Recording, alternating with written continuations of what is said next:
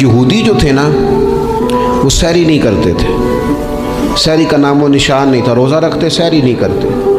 تو نبی پاک صلی اللہ تعالیٰ علیہ وسلم نے فرمایا ہمارے اور یہودیوں کے درمیان فرق ہی سحری کا ہے۔ اور نبی پاک صلی اللہ تعالیٰ علیہ وآلہ وسلم نے فرمایا سحری کھایا کرو، سحری کھانے میں برکت ہے۔ اور اگلی بات سننی ہے آپ نے تو خوش ہو جانا ہے، سحری کو معمولی نہ سمجھے، سحری کرنا عبادت ہے۔ ہاں آپ مت سمجھیں کہ میں روٹی کھا رہا ہوں، یہ تو میرے سامنے دہی رکھا ہوا ہے، یہ تو سالن رکھا ہوا ہے، یہ تو اچار رکھا ہے، تو چپاتیاں رکھی ہیں۔ سحری کھانا عبادت ہے۔ آپ صبح اٹھے، آپ کی تو روٹین ہی اور تھی، تو 7 بجے کھاتے تھے، 9 بجے کھاتے تھے۔ یہ جو آپ صبح کھا رہے ہیں اٹھ کے سحری میں، اپنی مرضی سے تھوڑی کھا رہے ہیں، یہ تو کسی کے کہنے سے کھا رہے ہیں، یہ تو کسی کے بٹھائے بیٹھے ہیں۔